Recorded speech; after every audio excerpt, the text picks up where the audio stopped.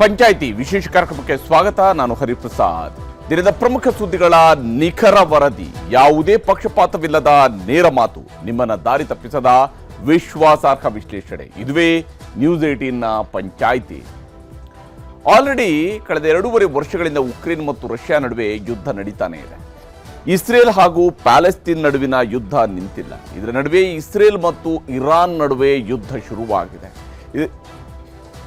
ಈ ಸಂದರ್ಭದಲ್ಲಿ G7 ದೇಶಗಳ ಶೃಂಗಸಭೆಯಿಂದ ಅರ್ಧದಲ್ಲಿ ಡೊನಾಲ್ಡ್ ಟ್ರಂಪ್ ಅಮೆರಿಕಾಗೆ ತೆರಳಿದ್ದು ಯುದ್ಧ ವಿರಾಮಕ್ಕಿಂತ ದೊಡ್ಡ ತೀರ್ಮಾನ ತೆಗೆದುಕೊಳ್ಳುವುದಾಗಿ ಹೇಳಿದ್ದಾರೆ. ಇದುವೇ ಇವತ್ತಿನ ಪಂಚಾಯಿತಿಯ ಮೊದಲ ಸುದ್ದಿ. ಮತ್ತೊಂದು ಮಹಾಯುದ್ಧ. ಇಸ್ರೇಲ್ ಮತ್ತು ಇರಾನ್ ದೇಶಗಳ ಆಕಾಶದಲ್ಲಿ ಕತ್ತಲಾಗ್ತಾ ಇದ್ದಂತೆಯೇ ದೀಪದ ಬೆಳಕನ್ನು ಮೀರಿಸುವಂತೆ ಹಾರಿ ಬರುವಂತಹ ಕ್ಷಿಪಣಿಗಳು ಸ್ಫೋಟಿಸ್ತಾ ಇದ್ದಾವೆ. ಜನರ ಜೀವ ಹಿಂಡ್ತಾ ಇದ್ದಾವೆ. ಇರಾನ್ನ ಪರಮೋಚ್ಚ ನಾಯಕ ಆಯತುಲ್ಲಾ ಅಲಿ ಖಮೇನಿಯೇ ಸದ್ಯ ಇಸ್ರೇಲ್ನ ಪ್ರಮುಖ ಟಾರ್ಗೆಟ್. ಇಸ್ರೇಲ್ ಪ್ರಧಾನಮಂತ್ರಿ ನೆತನ್ಯಾಹು ಈಗ ಇರಾನ್ನ ಪ್ರಮುಖ ಗುರಿ. ಈ ಯುದ್ಧದಲ್ಲಿ ಇದುವರೆಗೆ ಇರಾನ್ ತನ್ನ ಪ್ರಮುಖ ಸೇನಾ ನಾಯಕರುಗಳನ್ನು ಕಳ್ಕೊಂಡಿದೆ. ತನ್ನ ದೇಶದ ಪರಮಾಣು ವಿಜ್ಞಾನಿಗಳನ್ನು ಕಳೆದುಕೊಂಡಾಗಿದೆ. ನಾಗರಿಕರು ಸಾಯ್ತಾ ಇದ್ದಾರೆ. ಇಂಥದರ ನಡುವೆಯೇ ಇರಾನ್ಗೆ ಅಮೆರಿಕ ಅಧ್ಯಕ್ಷ ಕಡೆಯ ವಾರ್ನಿಂಗ್ ಕೊಟ್ಟಿದ್ದಾರೆ. ಯಾವುದೇ ಕಾರಣಕ್ಕೂ ಇರಾನ್ ದೇಶ ಪರಮಾಣು ಅಸ್ತ್ರಗಳನ್ನು ಹೊಂದುವಂತಿಲ್ಲ ಅಂತ ಅಮೆರಿಕ ಅಧ್ಯಕ್ಷ ಕಟ್ಟಪ್ಪಣೆ ಹೊರಡಿಸಿದ್ದಾರೆ. ಈ ಯುದ್ಧದ ನಡುವೆ ಭಾರತೀಯರು ಇರಾನ್ ಮತ್ತು ಇಸ್ರೇಲ್ ಈ ಎರಡೂ ದೇಶಗಳಲ್ಲೂ ಕೂಡ ಸಿಲುಕಿದ್ದಾರೆ. ಆ ದೇಶಗಳ ಹೊಡೆದಾಟದ ನಡುವೆ ನಮ್ಮ ದೇಶದ ನಾಗರಿಕರ ಪ್ರಾಣ ರಕ್ಷಣೆಗೆ ಭಾರತ ಸರ್ಕಾರ ಕೂಡ ಕ್ರಮಗಳನ್ನು ಕೈಗೊಳ್ತಾ ಇದೆ. ಅದರ ಬಗ್ಗೆ ಒಂದು ವಿವರವಾದಂತಹ ವರದಿಯನ್ನ ನಿಮಗೆ ತೋರಿಸ್ತೀನಿ ಇವತ್ತಿನ ಪಂಚಾಯಿತಿಯ ಮೊದಲ ಸುದ್ದಿಯಲ್ಲಿ. ಇನ್ನು ಇವತ್ತಿನ ಪಂಚಾಯಿತಿಯ ಎರಡನೇ ಸುದ್ದಿ, ನಿಲ್ಲದ ವಿಮಾನ ದೋಷ. ಅಹಮದಾಬಾದ್ನಲ್ಲಿ ಏರ್ ಇಂಡಿಯಾ ವಿಮಾನ ಪತನಗೊಂಡು ವಿಮಾನದಲ್ಲಿದ್ದ 241 ಜನ ಸೇರಿದಂತೆ ಒಟ್ಟು 274 ಜನರು ಸಾವಿಗೀಡಾಗಿರುವ ಪ್ರಕರಣದ ನಂತರ ಪದೇ ಪದೇ ವಿಮಾನಗಳಲ್ಲಿ ತಾಂತ್ರಿಕ ದೋಷ ಕಾಣ್ತಾ ಇರುವಂಥದ್ದು ರಿಪೋರ್ಟ್ ಆಗ್ತಾ ಇದೆ. ವಿಮಾನಗಳ ಹಾರಾಟ ರದ್ದಾಗ್ತಾ ಇದ್ದಾವೆ. ಕೆಲವು ವಿಮಾನಗಳು ತುರ್ತು ಭೂಸ್ಪರ್ಶ ಆಗ್ತಾ ಇದ್ದಾವೆ. ಇದೇ ಸಂದರ್ಭವನ್ನೇ ಬಳಸಿಕೊಂಡು ಕೆಲವು ಕಿಡಿಗೇಡಿಗಳು ವಿಮಾನಗಳಿಗೆ ಹುಸಿ ಬಾಂಬ್ ಬೆದರಿಕೆಯ ಕರೆಗಳನ್ನು ಕೂಡ ಮಾಡ್ತಾ ಇರುವಂಥದ್ದು ಜಾಸ್ತಿ ಆಗ್ತಾ ಇದೆ. ಇವೆಲ್ಲದರಿಂದಾಗಿ DGCA ಮಹತ್ವದ ಸಭೆಗಳನ್ನು ನಡೆಸ್ತಾ ಇದೆ. ವಿಮಾನಗಳಲ್ಲಿ ಕಾಣಿಸ್ಕೊಳ್ತಾ ಇರುವಂತಹ ತಾಂತ್ರಿಕ ದೋಷಗಳನ್ನು DGCA ಗಂಭೀರವಾಗಿ ಪರಿಗಣಿಸಿದೆ. ಯಾವ ಕಾರಣಕ್ಕೆ ಹಾಗಾದರೆ ವಿಮಾನಗಳಲ್ಲಿ ಈ ತಾಂತ್ರಿಕ ದೋಷಗಳು ಎದುರಾಗ್ತಾ ಇದ್ದಾವೆ, ಏನೇನು ಕಾರಣಗಳಿದ್ದಾವೆ, ಇದುವರೆಗೆ ಕಂಡು ಬಂದಿರತಕ್ಕಂತಹ ಕಾರಣಗಳು ಏನು ಅನ್ನೋದನ್ನು ಕೂಡ ವಿವರಿಸ್ತೀನಿ ಇವತ್ತಿನ ಪಂಚಾಯಿತಿಯ ಎರಡನೇ ಸುದ್ದಿಯಲ್ಲಿ. ಈಗ ಮೊದಲ ಸುದ್ದಿಯ ಕಡೆಗೆ ಹೋಗೋಣ. ಬಹಳ ಮುಖ್ಯವಾಗಿ ಮತ್ತೊಂದು ಮಹಾಯುದ್ಧ ಶುರುವಾಗಿಯೇ ಬಿಡುತ್ತಾ ಅನ್ನುವಂತಹದ್ದು ದಟ್ಟವಾಗಿ ಗೋಚರಿಸಿರುವಂಥದ್ದು. ಯುದ್ಧ ನಿಲ್ಲಿಸೋದಲ್ಲ, ಯುದ್ಧ ವಿರಾಮ ಅಲ್ಲ, ಅದಕ್ಕಿಂತ ದೊಡ್ಡದು ಅನ್ನುವಂತಹ ವಿಚಾರವನ್ನ ಟ್ರಂಪ್ ಹೇಳ್ಕೊಂಡಿದ್ದಾರೆ. ಹಾಗಾದ್ರೆ ಅಮೆರಿಕ ನೇರವಾಗಿ ಯುದ್ಧದಲ್ಲಿ ಭಾಗಿಯಾಗುತ್ತಾ ಅನ್ನುವ ಅನುಮಾನ ದಟ್ಟವಾಗಿ ಗೋಚರಿಸ್ತಾ ಇರುವಂಥದ್ದು. ಆಯತುಲ್ಲಾ ಖಮೇನಿ ಸದ್ಯಕ್ಕೆ ಇಸ್ರೇಲ್ನ ಪ್ರಮುಖ ಟಾರ್ಗೆಟ್ ಆಗಿರುವಂಥದ್ರಲ್ಲೂ ಕೂಡ ಆಗಿರುವಂಥದ್ದು ಕೂಡ ಬಹಳ ಮುಖ್ಯ ಇದೆ. ಯಾವ ಸ್ವರೂಪದ ಯುದ್ಧ ಹಾಗಾದರೆ ಇಲ್ಲಿ ಸಾಗ್ತಾ ಇದೆ, ಈ ವರದಿ ಮೂಲಕವಾಗಿ ನಿಮಗೆ ವಿವರಿಸ್ತೀನಿ.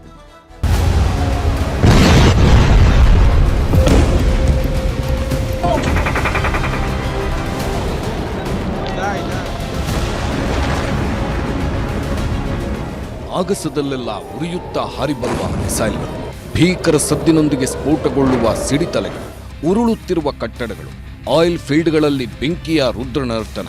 ಮಧ್ಯಪ್ರಾಚ್ಯ ಈಗ ಅಕ್ಷರಶಃ ಹೊತ್ತಿ ಉರಿಯೋದಿಕ್ಕೆ ಶುರುವಾಗಿದೆ. ಇಸ್ರೇಲ್ ಶುರುವಿಟ್ಟಿರುವ ದಾಳಿಗೆ ಇರಾನ್ ಪ್ರತೀಕಾರ ತೆಗೆದುಕೊಳ್ಳುತ್ತಿದೆ. ಇದುವರೆಗೆ 224 ಜನರನ್ನ ಬಲಿ ಪಡೆದಿರುವ ಯುದ್ಧ ಮತ್ತಷ್ಟು ಜನರ ಜೀವ ತೆಗೆಯುವ ಎಲ್ಲಾ ಸಾಧ್ಯತೆ ದಟ್ಟವಾಗಿ ಗೋಚರಿಸುತ್ತಿದೆ. ತೈಲಬಾವಿ ಅಣುಸ್ಥಾವರಗಳೇ ಟಾರ್ಗೆಟ್. ಇರಾನ್ನ ಐರನ್ ಡೋಮ್ ಉಡೀಸ್.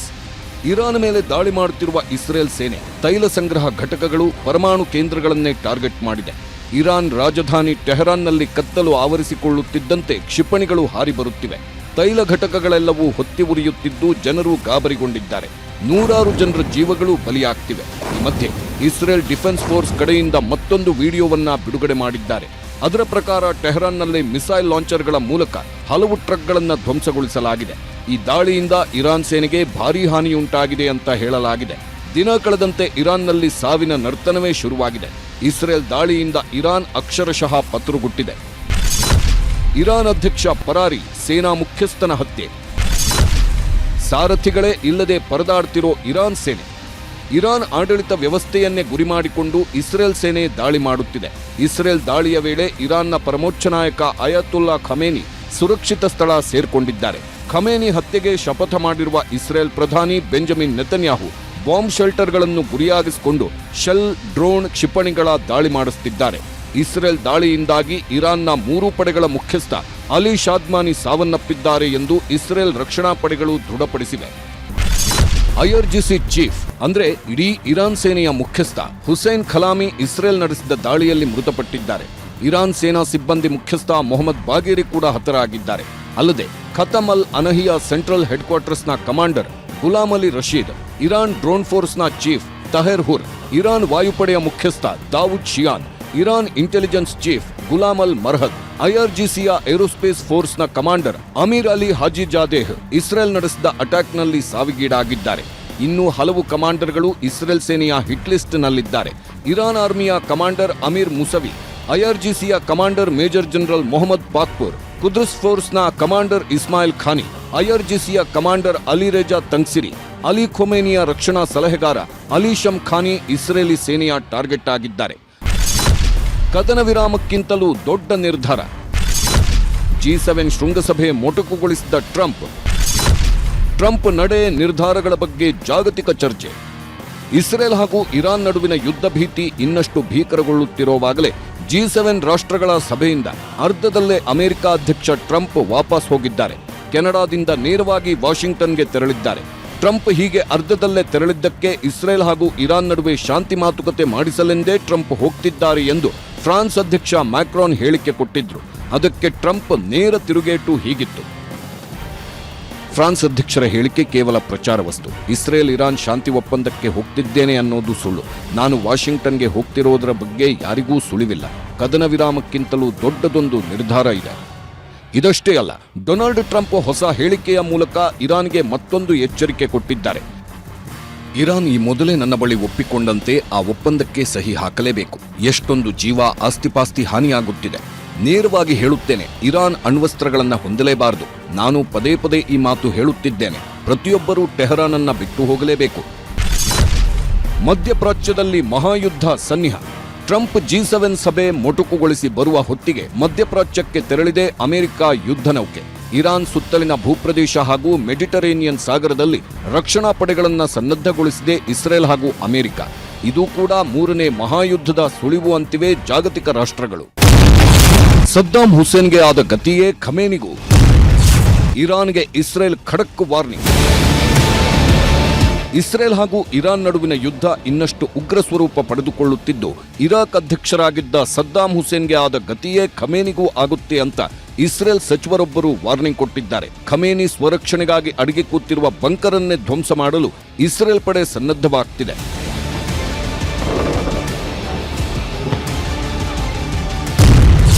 ಇಸ್ರೇಲ್ ಇರಾನ್ನಲ್ಲಿರುವ ಭಾರತೀಯರು ಸೇಫ್. ಭಾರತೀಯರ ರಕ್ಷಣೆ, ಸ್ಥಳಾಂತರಕ್ಕೆ ವಿದೇಶಾಂಗ ಇಲಾಖೆ ಸಜ್ಜು. ಯುದ್ಧೋನ್ಮಾದದಲ್ಲಿರುವ ಇಸ್ರೇಲ್ ಹಾಗೂ ಇರಾನ್ನಲ್ಲಿರುವ ಭಾರತೀಯರ ರಕ್ಷಣೆಗೆ ಆಯಾ ದೇಶಗಳ ರಾಯಭಾರ ಕಚೇರಿಗಳೊಂದಿಗೆ ವಿದೇಶಾಂಗ ಇಲಾಖೆ ನಿರಂತರ ಸಂಪರ್ಕದಲ್ಲಿದೆ. ಇರಾನ್ ಭದ್ರತೆ, ಭಾರತೀಯರ ರಕ್ಷಣೆಗೆ ಅವಿರತ ಪ್ರಯತ್ನ. ಸುರಕ್ಷಿತ ಸ್ಥಳಗಳಿಗೆ ವಿದ್ಯಾರ್ಥಿಗಳನ್ನ ಶಿಫ್ಟ್ ಮಾಡಲಾಗಿದೆ. ಇರಾನ್ ರಾಯಭಾರ ಕಚೇರಿಯೊಂದಿಗೆ ನಿರಂತರ ಸಂಪರ್ಕ. ಜೈಶಂಕರ್ ವಿದೇಶಾಂಗ ಸಚಿವ.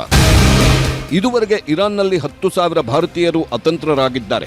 ಅಜರ್ಬೈಜಾನ್, ಅರ್ಮೇನಿಯಾ ಗಡಿ ಮೂಲಕ ರಕ್ಷಣೆಗೆ ವ್ಯವಸ್ಥೆ ಮಾಡಲಾಗಿದೆ. ಭಾರತೀಯ ರಾಯಭಾರ ಕಚೇರಿಯನ್ನ ಸಂಪರ್ಕಿಸಿ ಅವರ ಸ್ಥಳ ಮತ್ತು ಸಂಪರ್ಕ ಸಂಖ್ಯೆಗಳನ್ನು ಒದಗಿಸುವಂತೆ ಕೋರಲಾಗಿದೆ. ಈಗಾಗಲೇ 100ಕ್ಕೂ ಹೆಚ್ಚು ಮಂದಿ ವಿದ್ಯಾರ್ಥಿಗಳು ಅರ್ಮೇನಿಯಾಕ್ಕೆ ಶಿಫ್ಟ್ ಆಗಿದ್ದಾರೆ. ಅರ್ಮೇನಿಯಾ ತಲುಪಿರುವ ಭಾರತೀಯರನ್ನ ಹಡಗು ಅಥವಾ ವಿಮಾನದ ಮೂಲಕ ಭಾರತಕ್ಕೆ ಶಿಫ್ಟ್ ಮಾಡಲಾಗ್ತಿದೆ. ಇಸ್ರೇಲ್ ಮತ್ತು ಇರಾನ್ನಲ್ಲಿ ಕನ್ನಡಿಗರು ಕೂಡ ಸಿಲುಕಿದ್ದಾರೆ. ಇಸ್ರೇಲ್ನಲ್ಲಿ ಹಾಸನದ 15ಕ್ಕೂ ಹೆಚ್ಚು ಮಂದಿ ಸಿಲುಕಿದ್ದಾರೆ. ಗೌರಿಬಿದನೂರು ತಾಲೂಕಿನ ಅಲಿಪುರದ 7 ಮಂದಿ ಇರಾನ್ನಲ್ಲಿ ಸಿಲುಕಿದ್ದಾರೆ. ಅಧ್ಯಯನಕ್ಕೆಂದು ಹೋಗಿರುವ ಕಾಂಗ್ರೆಸ್ ವಕ್ತಾರ ನಟರಾಜ್ ಗೌಡ ಟೀಮ್ ಕೂಡ ಸಿಕ್ಕಾಕೊಂಡಿದೆ. ಆದರೆ ಎಲ್ಲರೂ ಸೇಫ್ ಆಗಿದ್ದು ಸುರಕ್ಷಿತವಾಗಿ ವಾಪಸ್ ಕರೆಸಿಕೊಳ್ಳುತ್ತೇವೆ ಅಂತಿದೆ ಸರ್ಕಾರ. ರಾಜಗೌಡನ ಜೊತೆ ಮಾತಾಡಿದೆ, ಎಲ್ಲ ಇನ್ನೂ ಅದು ಬಂದಾಗ್ಬಿಟ್ಟದೆ. ಏರ್ಪೋರ್ಟ್ ಬಂದಾಗಿ ನಾಳೆ ನಾಳಿದ್ರಲ್ಲಿ ಬಂದು ಬಂದ್ ತೆಗೆದಾಕಿದ ತಕ್ಷಣನೇ ಅವರು ಸುರಕ್ಷಿತವಾಗಿದ್ದಾರೆ ಎಲ್ಲ, ಮತ್ತೆ ಎಲ್ಲರೂ ಚೆನ್ನಾಗಿ ನೋಡ್ಕೊತಾ ಇದ್ದಾರೆ. ಅದಾದ್ಮೇಲೆ ಅಲ್ಲಿಂದ ಕರ್ತರ್ತಕ್ಕಂಥ ಪ್ರಯತ್ನ ಮಾಡ್ತಾರೆ. ಯುದ್ಧದ ಕಾರ್ಮೋಡ ಈಗ ಜಗತ್ತನ್ನ ಆವರಿಸಿಕೊಳ್ಳುತ್ತಿದೆ. ಇದು ವಿಶ್ವದ ಆರ್ಥಿಕತೆಗೆ ದೊಡ್ಡ ಹೊಡೆತ ನೀಡುವ ಅಪಾಯ ಎದುರಾಗಿದೆ. ಮೊದಲೇ ಕೋವಿಡ್ನಿಂದಾಗಿ ವಿಶ್ವದ ಆರ್ಥಿಕತೆ ತತ್ತರಿಸಿ ಹೋಗಿತ್ತು. ಅದರ ನಂತರ ರಷ್ಯಾ ಉಕ್ರೇನ್ ಯುದ್ಧ ವಿಶ್ವ ಆರ್ಥಿಕತೆಗೊಂದು ಹೊಡೆತ ಕೊಟ್ಟಿತ್ತು. ಈಗ ಮಧ್ಯಪ್ರಾಚ್ಯದಲ್ಲೇನಾದರೂ ಪೂರ್ಣ ಪ್ರಮಾಣದ ಯುದ್ಧ ಶುರುವಾದರೆ ಅದು ಆರ್ಥಿಕತೆಯನ್ನ ಮತ್ತಷ್ಟು ಪಾತಾಳಕ್ಕೆ ಕೊಂಡೊಯ್ಯುವ ಎಲ್ಲಾ ಲಕ್ಷಣಗಳು ಗೋಚರಿಸುತ್ತಿವೆ. ಅಮೆರಿಕಾದ ನಡೆಯ ಮೇಲೆಯೇ ಮಧ್ಯಪ್ರಾಚ್ಯದಲ್ಲಿ ಶುರುವಾಗಿರುವ ಯುದ್ಧದ ಸ್ವರೂಪ ನಿರ್ಧಾರ ಆಗೋದ್ರಲ್ಲಿ ಅನುಮಾನವೇ ಇಲ್ಲ. Bureau report, news 18. ಹೀಗೆ ಯುದ್ಧ ನಡೀತಾ ಇದೆ. ಯುದ್ಧ ಮತ್ತಷ್ಟು ತೀವ್ರಗೊಳ್ಳುವ, ಅದು ಪೂರ್ಣ ಪ್ರಮಾಣದ ಯುದ್ಧವಾಗಿ, ಮಹಾಯುದ್ಧವಾಗಿ ಪರಿವರ್ತನೆ ಆಗುವಂತಹ ಲಕ್ಷಣಗಳು ಗೋಚರಿಸ್ತಾ ಇರುವಂಥದ್ದು. ಈಗಾಗಲೇ ಏರ್ ಇಂಡಿಯಾ ವಿಮಾನ ಪತನದ ನಂತರ ಇಡೀ ದೇಶದಲ್ಲಿ, ಅಷ್ಟೇ ಯಾಕೆ ಪ್ರಪಂಚದಲ್ಲೂ ಕೂಡ ವಿಮಾನ ಹತ್ತುವಂತಹ ಸಂದರ್ಭದಲ್ಲಿ ಒಂದು ಆತಂಕ ಇದ್ದೇ ಇದೆ. ಏನಾಗ್ಬಿಡುತ್ತಪ್ಪ ಅಂದರೆ, ಯಾಕೆಂದರೆ ಆಗಸದಲ್ಲಿ ಹಾರ್ತಾ ಇರುವಾಗ ವಿಮಾನವನ್ನು ಹೊರತುಪಡಿಸಿ ಬೇರೆ ಯಾವುದೇ ರಕ್ಷಣೆಯ ವ್ಯವಸ್ಥೆ ಇರೋದಿಲ್ಲ. ರಕ್ಷಣೆ ಆಗೋದಕ್ಕೆ ಚಾನ್ಸ್ ಇಲ್ಲ, ಬದುಕುಳಿಯೋದಕ್ಕೆ ಅವಕಾಶಗಳು ಕಡಿಮೆ ಇರುತ್ತೆ. ಹೀಗಿರುವಾಗಲೇ ಏರ್ ಇಂಡಿಯಾ ಪತನದ ನಂತರ ಒಂದಾದ ಮೇಲೊಂದು ಅಪಾಯಕಾರಿ ಸಿಗ್ನಲ್ಗಳು ಸಿಗ್ತಾ ಇರುವಂಥದ್ದು ಕೂಡ ಮತ್ತಷ್ಟು ಭಯ ಹೆಚ್ಚಳ ಮಾಡ್ತಾ ಇರುವಂಥದ್ದು. ಏರ್ ಇಂಡಿಯಾ ವಿಮಾನ ಪತನ ಆದ ದಿನದಿಂದಲೂ ಕೂಡ ಎಲ್ಲೆಲ್ಲೂ ಕೂಡ ಭಯ ಆವರಿಸಿ ಇದ್ದೇ ಇದೆ. ಯಾಕಂದರೆ ವಿಮಾನದಲ್ಲಿ ಪ್ರಯಾಣ ಮಾಡುವಂಥದ್ದು ಅನಿವಾರ್ಯ ಇದೆ. ಒಂದಲ್ಲ ಒಂದು ದೇಶಕ್ಕೆ ಹೋಗಲೇಬೇಕಾಗುತ್ತೆ, ಒಂದಲ್ಲ ಒಂದು ನಗರವನ್ನು ತಲುಪಲೇಬೇಕಾಗುತ್ತೆ, ಪ್ರವಾಸಗಳನ್ನು ಮಾಡಲೇಬೇಕಾಗತ್ತೆ. ಇವೆಲ್ಲವೂ ಕೂಡ ಅನಿವಾರ್ಯ ಇದ್ದೇ ಇದೆ. ಆದರೆ ಈ ದುರಂತ ಇದೆಯಲ್ಲ, ಯಾಕಂದರೆ ವಿಮಾನವನ್ನು ಲ್ಯಾಂಡ್ ಮಾಡೋದಕ್ಕೂ ಸಾಧ್ಯ ಆಗಿದೆ ಮತ್ತು ಟೇಕ್ ಆಫ್ ಸಂದರ್ಭದಲ್ಲೇ ಈ ರೀತಿಯಾದಂತಹ ದುರಂತ ಸಂಭವಿಸಿದಾಗ ಹೇಗಪ್ಪ ಆಯ್ತಿದೆಯಲ್ಲ ಅನ್ನುವಂತಹ ಆತಂಕ ಎಲ್ಲ ಕಡೆಯಲ್ಲೂ ಕೂಡ ಇದೆ. ದುರಂತದಲ್ಲಿ 274 ಜನರ ಸಾವಿನ ಕಾರಣದ ತನಿಖೆ ನಡುವೆಯೂ ಕೂಡ ಆತಂಕ ಮುಂದುವರೆದಿದೆ. ಯಾಕಂದರೆ ಈಗಾಗಲೇ 241 ಜನ ಪ್ಲಸ್ 33 ಜನ, ಒಟ್ಟು 274 ಜನ ಈ ದುರಂತದಲ್ಲಿ ಸಾವಿಗೀಡಾಗಿದ್ದಾರೆ. ಹೀಗಿರುವಾಗ ಈ ದುರಂತದಲ್ಲಿ 274 ಜನರ ಸಾವಿನ ಕಾರಣದ ತನಿಖೆ ಒಂದು ಕಡೆಯಲ್ಲಿ ಸಾಗ್ತಾ ಇದೆ. ಇದರ ನಡುವೆನೇ ಏರ್ ಇಂಡಿಯಾ ವಿಮಾನಗಳಲ್ಲಿ ಸಾಲು ಸಾಲು ತಾಂತ್ರಿಕ ದೋಷಗಳು ರಿಪೋರ್ಟ್ ಆಗ್ತಾ ಇದ್ದಾವೆ. ಇದು ಎರಡು ರೀತಿಯಲ್ಲೂ ಕೂಡ ಇರಬಹುದು. ಒಂದು ಸಣ್ಣ ಮಟ್ಟದ ತಾಂತ್ರಿಕ ದೋಷವನ್ನು ಕೂಡ ಬಹಳ ಗಂಭೀರವಾಗಿ ಪರಿಗಣಿಸಿ ಆ ಕಾರಣಕ್ಕಾಗಿ ವಿಮಾನಗಳನ್ನು ಕ್ಯಾನ್ಸಲ್ ಮಾಡ್ತಾ ಇದ್ದಾರಾ, ಅಥವಾ ನಿಜಕ್ಕೂ ಕೂಡ ಗಂಭೀರವಾಗಿರುವಂಥ ತಾಂತ್ರಿಕ ದೋಷಗಳು ಇದಾವ ಅನ್ನುವಂಥದ್ರ ಬಗ್ಗೆಯೂ ಕೂಡ ಗೊತ್ತಾಗಬೇಕಾಗಿದೆ. ಸದ್ಯಕ್ಕೆ ಏರ್ ಇಂಡಿಯಾ ವಿಮಾನಗಳಲ್ಲಿ ಸಾಲು ಸಾಲು ತಾಂತ್ರಿಕ ದೋಷಗಳು ಕಾಣಿಸ್ತಾ ಇರುವಂಥದ್ದು, ಒಂದಾದ ಮೇಲೊಂದು ವಿಮಾನವನ್ನು ಕ್ಯಾನ್ಸಲ್ ಮಾಡ್ತಾ ಇರುವಂಥದ್ದು, ಇವೆಲ್ಲವೂ ಕೂಡ ಸಾಗ್ತಾ ಇದ್ದಾವೆ. ಕೆಲವು ವಿಮಾನಗಳ ಹಾರಾಟ ರದ್ದಾಗಿದೆ, ಕೆಲವು ವಿಮಾನಗಳು ತುರ್ತು ಭೂಸ್ಪರ್ಶವನ್ನ ಮಾಡ್ತಾ ಇರುವಂಥದ್ದು ಕೂಡ ಆತಂಕವನ್ನು ಮತ್ತಷ್ಟು ಹೆಚ್ಚಳ ಮಾಡ್ತಿದೆ. ಆದರೆ ಒಂದು ವಿಷಯವನ್ನು ನಾವು ತಿಳ್ಕೊಳ್ಬೇಕು, ಪ್ರಪಂಚದಾದ್ಯಂತ ಪ್ರತಿನಿತ್ಯ ಸಾವಿರಾರು ಸಂಖ್ಯೆಯಲ್ಲಿ ವಿಮಾನಗಳು ಹಾರಾಡ್ತಾನೆ ಇರ್ತವೆ. ನಾವು ಹೇಗೆ ಪ್ರತಿನಿತ್ಯ ಸಾವಿರಾರು ಸಂಖ್ಯೆಯಲ್ಲಿ, ಲಕ್ಷಾಂತರ ಸಂಖ್ಯೆಯಲ್ಲಿ, ಕೋಟ್ಯಂತರ ಸಂಖ್ಯೆಯಲ್ಲಿ ವಾಹನಗಳು ಓಡಾಡ್ತಾ ಇರುವಾಗ ಅಲ್ಲಲ್ಲಿ ದುರಂತಗಳು ಸಂಭವಿಸ್ತಾ ಇರ್ತವೋ, ಅಪಘಾತಗಳು ಆಗ್ತಾ ಇರ್ತವೋ, ಅದೇ ಸ್ವರೂಪದಲ್ಲಿ ಇಲ್ಲೂ ಕೂಡ ಒಂದಲ್ಲ ಒಂದು ರೀತಿಯಾದಂಥ ತಾಂತ್ರಿಕ ಸಮಸ್ಯೆ ಅಥವಾ ಬೇರೆ ಯಾವುದೋ ರೀತಿಯಾದಂಥ ಸಮಸ್ಯೆಗಳು ಎದುರಾಗುವಂಥದ್ದು ಸರ್ವೇ ಸಾಮಾನ್ಯ, ಸಹಜ ಇದ್ದೇ ಇರುತ್ತೆ. ಕೆಲವು ವಿಮಾನಗಳ ಹಾರಾಟ ರದ್ದಾಗ್ತಾ ಇರುವಂಥದ್ದು ಮತ್ತು ಕೆಲವು ವಿಮಾನಗಳ ತುರ್ತು ಭೂಸ್ಪರ್ಶ ಆಗ್ತಾ ಇರುವಂಥದ್ದು, ಇದು ಬಹಳ ಗಂಭೀರವಾಗಿರುವಂಥ ವಿಚಾರ ಇದೆ ಅಂತೇಳಿ. ಯಾಕಂದರೆ ಟೇಕ್ ಆಫ್ಗೂ ಮುಂಚಿತವಾಗಿ ಮತ್ತು ಟೇಕ್ ಆಫ್ ಆದ್ಮೇಲೂ ಕೂಡ ಹಾರಾಟ ಅದಲು ಬದಲಾಗ್ತಾ ಇದೆ. ಕೆಲವೊಂದನ್ನ ಟೇಕ್ ಆಫ್ಗೂ ಮೊದಲೇ ನಿಲ್ಲಿಸಲಾಗ್ತಾ ಇದೆ, ಕೆಲವೊಂದನ್ನ ಟೇಕ್ ಆಫ್ ಆದ್ಮೇಲೆ ಮತ್ತೆ ವಾಪಸ್ ತುರ್ತು ಭೂಸ್ಪರ್ಶ ಮಾಡಿಸಲಾಗ್ತಾ ಇದೆ. ಒಂದು ವಿಮಾನ ನಿಲ್ದಾಣದ ಬದಲಿಗೆ ಬೇರೆ ಯಾವುದೋ ವಿಮಾನ ನಿಲ್ದಾಣದಲ್ಲಿ ಇಳಿಸಬೇಕಂತ ಅನಿವಾರ್ಯತೆಗಳು ಸೃಷ್ಟಿಯಾಗ್ತಾ ಇದ್ದಾವೆ. ವಿಶೇಷವಾಗಿ ಹುಸಿ ಬಾಂಬ್ ಕರೆಗಳು ಬರ್ತಾ ಇದ್ದಾವೆ. ಇದು ಈ ಇಡೀ ಪರಿಸ್ಥಿತಿಯಲ್ಲಿ ಭಯವನ್ನು ಹೆಚ್ಚಿಸೋದಕ್ಕೆ ಕಾರಣ ಆಗ್ತಾ ಇರುವಂಥದ್ದು. ಟೇಕ್ ಆಫ್ಗೂ ಮುಂಚಿತವಾಗಿ ಮತ್ತು ಟೇಕ್ ಆಫ್ ಆದ್ಮೇಲೂ ಕೂಡ ಹಾರಾಟ ಅದಲು ಬದಲಾಗ್ತಾ ಇರುವಂಥದ್ದು ಆತಂಕವನ್ನು ಹುಟ್ಟಿಸಿರುವಂಥದ್ದು. ತಾಂತ್ರಿಕ ದೋಷಗಳ ಜೊತೆಗೆ ಬಾಂಬ್ ಬೆದರಿಕೆಯೂ ಕೂಡ ಏರ್ ಇಂಡಿಯಾಗೆ ಟೆನ್ಷನ್ ಅನ್ನು ಹೆಚ್ಚಿಸಿದೆ. ಯಾಕಂದ್ರೆ ಯಾವ್ಯಾವ ವಿಮಾನಗಳು ಬಹಳ ಆರಾಮಾಗಿ ಬರ್ತಾ ಇರುವಂಥ ವಿಮಾನಗಳಿಗೆ ಸಂಬಂಧಪಟ್ಟಂತೆಯೂ ಕೂಡ ಹುಸಿ ಬಾಂಬ್ ಕರೆಗಳು ಬರ್ತಾ ಇದ್ದಾವೆ. ಬಾಂಬ್ ಇಟ್ಟಿದ್ದೀವಿ ಅನ್ನುವಂಥ ಕರೆ ಬಂದಾಗ ಸರ್ವೇ ಸಾಮಾನ್ಯ, ಸಹಜ, ಅದನ್ನು ಗಂಭೀರವಾಗಿ ತೆಗೆದುಕೊಳ್ಳಲೇಬೇಕು. ಯಾಕೆಂದರೆ ಅಲ್ಲಿ ಗಂಭೀರವಾಗಿ ತೆಗೆದುಕೊಳ್ಳದೇ ಇರೋದಕ್ಕೆ ಕಾರಣ ಇಲ್ಲ. ಸುಮ್ಮನೆ ಬಂದಿರ್ಬೋದು, ಸುಮ್ಮನೆ ಹುಸಿ ಬಾಂಬ್ ಕರೆ ಆಗಿರ್ಬೋದು ಅಂತ ಹೇಳುವಂಥದ್ದನ್ನು ತೆಗೆದುಕೊಳ್ಳೋದಕ್ಕೆ ಅವಕಾಶವೇ ಇಲ್ಲ. ಹೀಗಾಗಿ ಆಗಸದಲ್ಲಿ ಹಾರ್ತಾ ಇದ್ದಂಥ ವಿಮಾನವನ್ನು ಕೂಡ ತುರ್ತು ಭೂಸ್ಪರ್ಶ ಮಾಡಿಸ್ಬೇಕಂತ ಅನಿವಾರ್ಯತೆ ಕೆಲವು ವಿಮಾನಗಳಿಗೆ ಬಂದೊದಗಿದೆ. ವಿಶೇಷವಾಗಿ ಏರ್ ಇಂಡಿಯಾ ವಿಮಾನಗಳಿಗೇ ಈ ರೀತಿಯಾದಂತಹ ಬಾಂಬ್ ಬೆದರಿಕೆ ಕರೆಗಳು ಬರ್ತಾ ಇದ್ದಾವೆ. ತಾಂತ್ರಿಕ ದೋಷಗಳ ಬಗ್ಗೆ DGCA ಅಧಿಕಾರಿಗಳು ಮಹತ್ವದ ಸಭೆಯನ್ನ ನಡೆಸಿದ್ದಾರೆ. ಇವತ್ತು ಕೂಡ ಅತ್ಯಂತ ಮಹತ್ವದ ಸಭೆಯನ್ನು ನಡೆಸಿದ್ದಾರೆ. ಏರ್ ಇಂಡಿಯಾದಿಂದಲೂ ಕೂಡ ಮಾಹಿತಿಯನ್ನು ಅವರು ಸಂಗ್ರಹಿಸ್ತಾ ಇದ್ದಾರೆ. ಏನಾಗ್ತಾ ಇದೆ ನಿಮ್ಮ ವಿಮಾನಗಳಲ್ಲಿ ಅಂತೇಳಿ, ಯಾವ ಕಾರಣಕ್ಕಾಗಿ ನಿಮ್ಮ ವಿಮಾನಗಳಲ್ಲಿ ತಾಂತ್ರಿಕ ದೋಷ ಕಾಣಿಸ್ತಾ ಇದೆ ಅನ್ನುವಂಥದ್ರ ಬಗ್ಗೆ ಕೂಡ ಅವರು ವರದಿಯನ್ನು ಕೇಳಿದ್ದಾರೆ. ತಾಂತ್ರಿಕ ದೋಷಗಳ ಬಗ್ಗೆ ಡಿಜಿಸಿಎ ಅಧಿಕಾರಿಗಳು ಮಹತ್ವದ ಸಭೆಯನ್ನ ನಡೆಸಿದ್ದಾರೆ. ವಿಮಾನದಲ್ಲಿ ಹುಸಿಬಾಂಬ್ ಬೆದರಿಕೆ ಹಾಕಿದವರ ವಿಚಾರಣೆ ಮತ್ತು ಕ್ರಮಕ್ಕೂ ಕೂಡ ಸಿದ್ಧತೆಯನ್ನು ಡಿಜಿಸಿಎ ಮಾಡ್ತಾ ಇದೆ. ಯಾರೆಲ್ಲ ಹುಸಿಬಾಂಬ್ ಕರೆಯನ್ನು ಮಾಡಿದಾರೋ ಅಂಥವ್ರ ವಿರುದ್ಧವೂ ಕೂಡ ಕ್ರಮ ಆಗಲೇಬೇಕು. ಅದಕ್ಕೆ ಬೇಕಂತ ಸಿದ್ಧತೆಯನ್ನು ಕೂಡ ಈಗಾಗಲೇ ಡಿಜಿಸಿಎ ಅವರು ಮಾಡಿದ್ದಾರೆ. ಈ ಮೂಲಕ ಭಾರತದಲ್ಲಿ ಯಾವ ಸ್ವರೂಪದಲ್ಲಿ ವಿಮಾನಗಳ ಹಾರಾಟಕ್ಕೆ ಸಂಬಂಧಪಟ್ಟಂತೆ ಭಯ ಎದ್ದಿದೆ ಅನ್ನುವಂಥದ್ದಕ್ಕೆ ಇದು ಉದಾಹರಣೆಯಾಗಿದೆ. ಇತ್ತೀಚೆಗೆ ರದ್ದುಗೊಂಡಿರ್ತಕ್ಕಂಥ ವಿಮಾನಗಳು, ವಿಶೇಷವಾಗಿ ಇವತ್ತು ರದ್ದುಗೊಂಡಿರ್ತಕ್ಕಂಥ ವಿಮಾನಗಳ ವಿಚಾರಕ್ಕೆ ಬಂದಾಗ 17 ಜೂನ್ 2025 ಏರ್ ಇಂಡಿಯಾ 143 ವಿಮಾನ ಇದು ದೆಹಲಿಯಿಂದ ಪ್ಯಾರಿಸ್ಗೆ ಹೋಗಬೇಕಾಗಿತ್ತು. ದೆಹಲಿಯಿಂದ ಪ್ಯಾರಿಸ್ಗೆ ಹೋಗಬೇಕಾಗಿದ್ದಂತಹ ವಿಮಾನವನ್ನ ತಾಂತ್ರಿಕ ದೋಷದ ಕಾರಣಕ್ಕಾಗಿ ಏರ್ ಇಂಡಿಯಾದ ಈ ವಿಮಾನವನ್ನ ಇದರ ಪ್ರಯಾಣವನ್ನ ರದ್ದುಗೊಳಿಸಲಾಗಿದೆ. ಅಂದ್ರೆ ಈ ವಿಮಾನ ಟೇಕ್ ಆಫ್ ಕೂಡ ಆಗಿಲ್ಲ ಇವತ್ತು. ಕಾರಣ ತಾಂತ್ರಿಕ ದೋಷ ಕಂಡು ಬಂದಿದೆ ಅಂತ ಹೇಳಿ. ಇನ್ನು ಇವತ್ತೇನೆ ಇನ್ನೂ ಒಂದು ವಿಮಾನ ಆಗಿದೆ, ಬೆಂಗಳೂರು ಟು ಲಂಡನ್ ಪ್ರಯಾಣ ರದ್ದಾಗಿದೆ. ಏರ್ ಇಂಡಿಯಾ 133 ವಿಮಾನ, AI133 ವಿಮಾನ. ಇದು ಕೂಡ ಬೆಂಗಳೂರಿಂದ ಲಂಡನ್ಗೆ ಹೋಗಬೇಕಾಗಿದ್ದಂತಹ ವಿಮಾನ ಇವತ್ತೇ ನೋಡಿ, ಒಂದು ದೆಹಲಿಯಲ್ಲಿ ಒಂದು ವಿಮಾನ ರದ್ದಾಗುತ್ತೆ, ಅದಾದ ಮೇಲೆ ಬೆಂಗಳೂರಿನಲ್ಲಿ ಮತ್ತೊಂದು ವಿಮಾನದ ಪ್ರಯಾಣವನ್ನ ರದ್ದುಗೊಳಿಸಲಾಗಿದೆ. ಬೆಂಗಳೂರಿನಿಂದ ಲಂಡನ್ಗೆ ತೆರಳಬೇಕಾಗಿದ್ದಂತಹ ವಿಮಾನ ಅದು ಕೂಡ ಇವತ್ತು ರದ್ದಾಗಿದೆ. ಇಷ್ಟಕ್ಕೆ ಮುಗಿದಿಲ್ಲ ಇದು.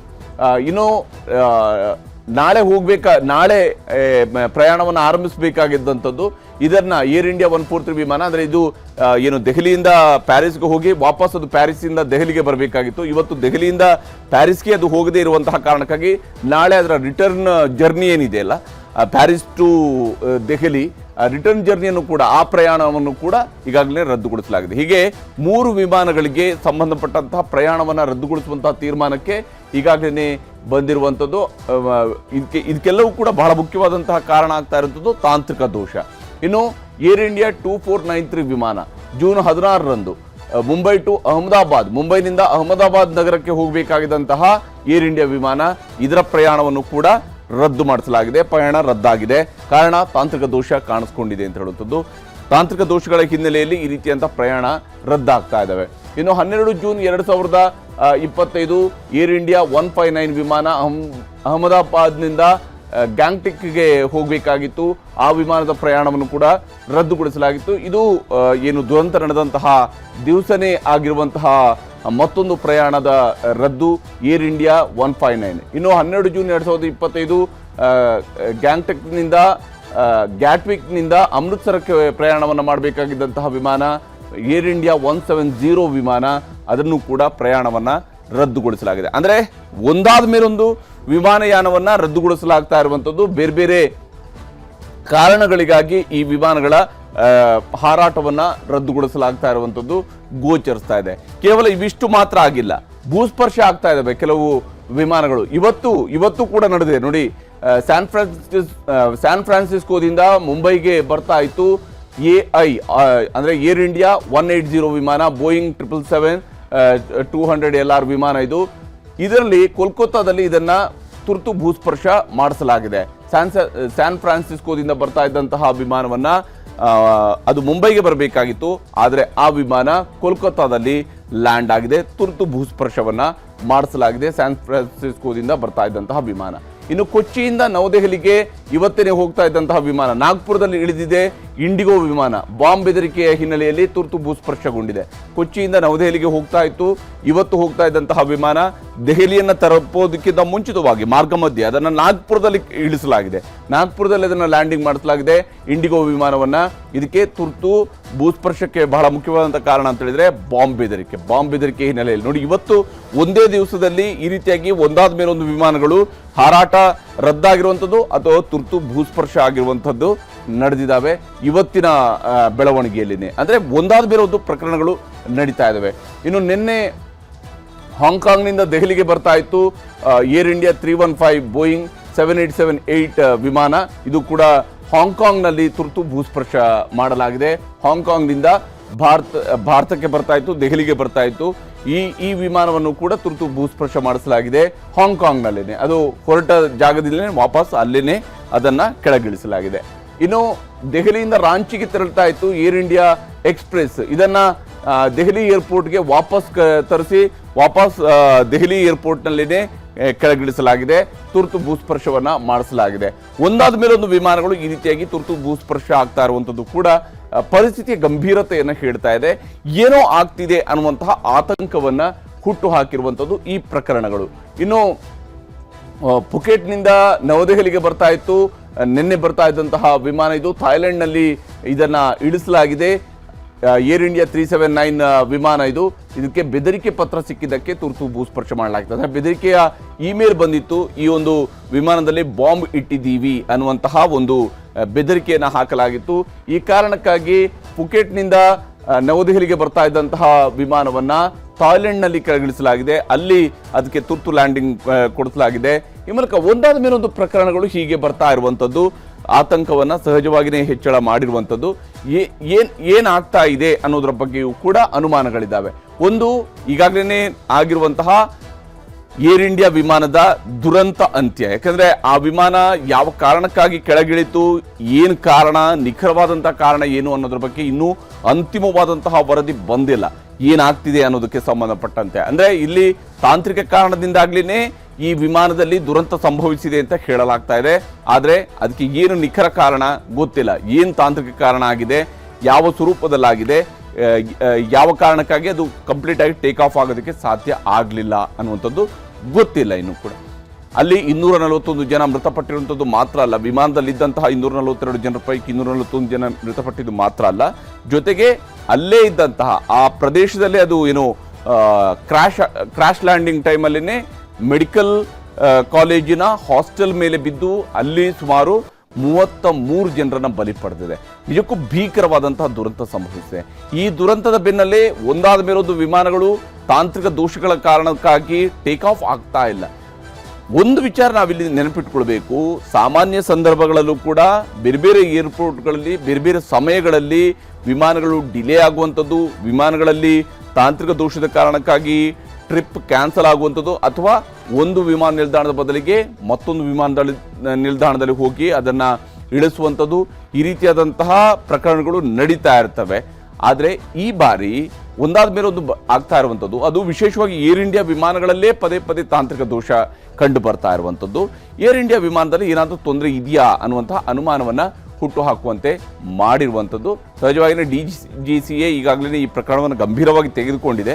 ಯಾವ ರೀತಿಯಲ್ಲಿ, ಯಾಕಂದರೆ ನಾಗರಿಕರ ವಿಮಾನಯಾನ ಸುರಕ್ಷಿತವಾಗಿರಬೇಕು ಮತ್ತು ಆ ಸುರಕ್ಷತೆಯನ್ನು ನೋಡ್ಕೊಳ್ಬೇಕಾಗಿರುವಂತಹ ದೊಡ್ಡ ಜವಾಬ್ದಾರಿ DGCA ಮೇಲೆ ಕೂಡ ಇದೆ. ಈಗ ಯಾವುದೇ ಕಂಪನಿಯ ಏರ್ಕ್ರಾಫ್ಟ್ ಇರ್ಬೋದು, ಆದರೆ ಅಂತಿಮವಾಗಿ DGCA ಇವೆಲ್ಲದಕ್ಕೂ ಕೂಡ ಎನ್ಶ್ಯೂರ್ ಮಾಡಬೇಕಾಗುತ್ತೆ ನಾಗರಿಕರು ಆರಾಮಾಗಿ ವಿಮಾನಯಾನವನ್ನು ಮಾಡಬಹುದು ಅಂತೇಳಿ. ಆ ನಿಟ್ಟಿನಲ್ಲಿ ಏನು ಕ್ರಮಗಳನ್ನು ಕೈಗೊಳ್ತಾರೆ ಅನ್ನೋದೇ ಬಹಳ ಮುಖ್ಯ ಆಗಿರುವಂಥದ್ದು. ಇದಾಗಿತ್ತು ಇವತ್ತಿನ ಪಂಚಾಯಿತಿ. ನಮಸ್ಕಾರ.